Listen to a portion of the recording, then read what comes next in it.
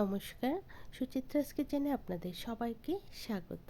আমার আজকের রেসিপি আমৃতি। একদম দোকানের মতোই তৈরি করে নেব আমৃতির রেসিপিটা, একদম হালুয়াইদের মতো। হালুয়াইদের থেকেই কিন্তু শেখা এই রেসিপিটি ভীষণ ভালো হয় ঘরে বানালে, আর সব জিনিস যেহেতু ফ্রেশ থাকে খেতেও ভালো হয়। ছোট থেকে বড় সকলেরই পছন্দ এই আমৃতির রেসিপিটা। আসুন দেখে নেওয়া যাক কীভাবে বানাই।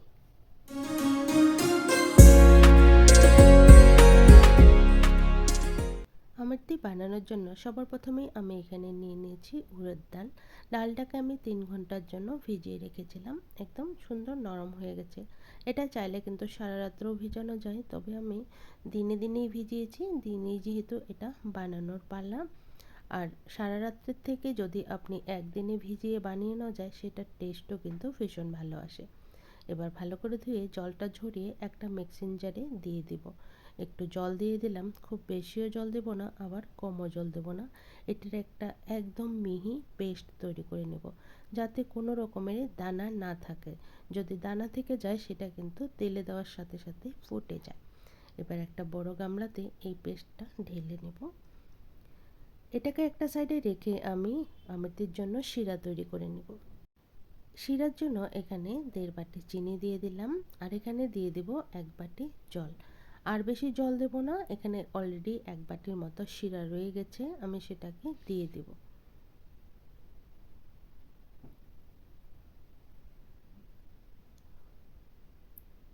আমৃতি বা জিলিপির শিরাটা সব সময় একটু এক তারের হয়। এখানে হালকা একটু কালার দিয়ে দিলাম, যেহেতু কালারটা একটু চেঞ্জিংই ছিল। 1 বাটি চিনি হলে হাফ বাটির মতো জল দিয়ে দিলেই ভালো, তাহলে খুব বেশি জাল করতে হয় না। ফ্লেভারের জন্য 3টে এলাচ থেতো করে দিয়ে দিলাম, এতে খুব সুন্দর একটা ফ্লেভার আসবে। এবার একটা একতারা হবে এমন শিরাটা তৈরি করে নেব, চটচটা একটা শিরা তৈরি করে নেব। এরকম যখনই একটা তার হবে তখনই আমি শিরাটাকে নামিয়ে রেখে দেব একটা সাইডে। এদিকে যে আমি আগে থেকে ডালটাকে পেস্ট করে রেখেছিলাম, সেটাকে ভালো করে ফেটিয়ে নেব।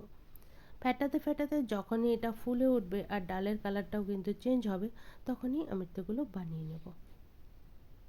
5 থেকে 6 মিনিট লাগবে এই ডালটা ভালো মতো ফেটাতে। এখানে 6 মিনিটের মতো আমি ডাল ফেটিয়ে নিলাম। এবার একটা টেস্ট করে নেব। একটা বাটিতে একটুখানি জল নিয়ে নেব। ডালটা কিন্তু ফুলে উঠেছে আর কালারটাও কিন্তু চেঞ্জ হয়ে গেছে। এবার 1 বাটি জলের মধ্যে আমি একটা বড়ি দিয়ে দিব। বড়িটা ভেসে উঠেছে মানে ডালটা ফেটানো পারফেক্টলি হয়ে গেছে। এবার ডাল ফেটানোটা কিন্তু একটু পাতলা হয়েছে। এবার এখানে আমি দিয়ে দিব 1 চামচ কর্নফ্লোর। হালুয়াইরা কিন্তু কর্নফ্লোরের বদলে কিন্তু চালের গুঁড়ো ইউজ করে। এই কর্নফ্লোরের সাথে 1 চিমটি দিয়ে দেব বেকিং পাউডার, আর এখানে ফ্লেভারের জন্য দিয়ে দেব 1 চামচ ঘি। এতে করে কিন্তু আমৃত্যিগুলো খেতে আরও বেশি টেস্টি হবে। সব কিছুকেই ভালো করে মিক্স করে নেব। ভালো করে মিশিয়ে নিয়ে আমি একটা নোজেল ইউজ করব।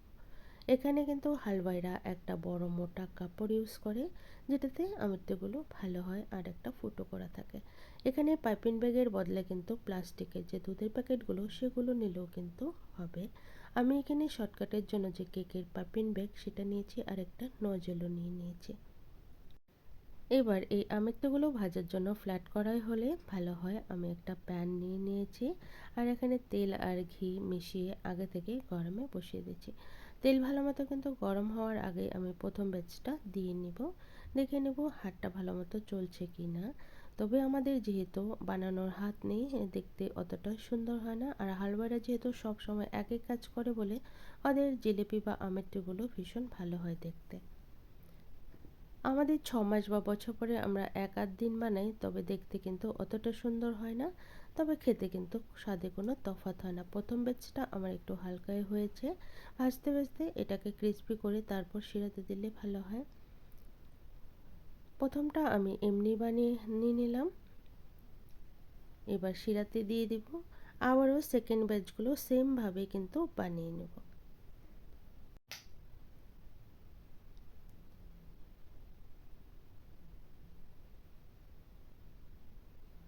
অনেকেই কিন্তু এটা ছান্তার মধ্যে বানিয়ে নিয়েও জিলিপি তেলের মধ্যে দিয়ে দেয়, সেটাও হয়। এভাবে করে আমি সবগুলো জিলিপি বানিয়ে নেব। উল্টে পাল্টে একটু লাল লাল করে ভেজে শিরাতে দিয়ে দেব। প্রথম ব্যাচটা আমি নজেলটা বড় নিয়েছি বলে একটু মোটা হয়েছে, মোটা করেই ভেজেছি। পরের ব্যাচটা আমি নজেলটা বদলে ছোট নজেল দিয়ে দেব।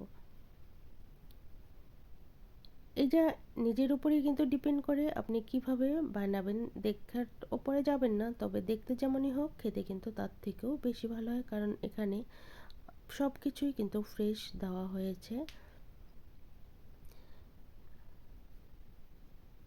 এই আমেরটিটা দেখতে একটু পাতলা পাতলা হয়েছে, অনেকেই কিন্তু ক্রিসপিটা বেশি পছন্দ করে।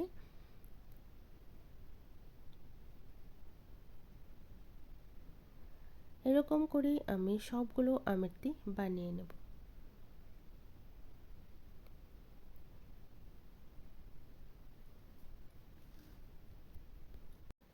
আমিত্তি আর জিলিপির মধ্যে কিন্তু একটা তফাৎ থেকে যায়। জিলিপিটা আপনি যেদিন বানাবেন সেদিনই কিন্তু না খেলে পরের দিন সগে হয়ে যায় বা কিছুক্ষণ পরের মধ্যে আর ভালো লাগে না খেতে। আর এই আমিত্তিটা রেখে আপনি 5 থেকে 6 দিন খাওয়া যায়। আর এভাবে হালকা ভেজেও কিন্তু ডিপ ফ্রিজে রেখে দিলে হয়। যখনই খাওয়ার ইচ্ছা হবে তখন আরেকটু ভেজে গরম গরম শিরাতে চুবিয়ে দিলেই কিন্তু তৈরি হয়ে যায় একদম বাজারের মতো আমিত্তির রেসিপিটা। আর খেতেও বেশ ভালো লাগে। প্রথম আমিত্তিগুলো বানানো আমার খুব বেশি কিন্তু সুন্দর হয়নি, কিন্তু তবে লাস্ট টাইমও তবেও ট্রাই করেছি যে হবে। তবে খাওয়াতেও কিন্তু বেশ ভালো হয়েছে, সকলেই কিন্তু ঘরে পছন্দ করেছে এই আমিত্তিগুলো। সবগুলো এভাবেই বানিয়ে নিলাম।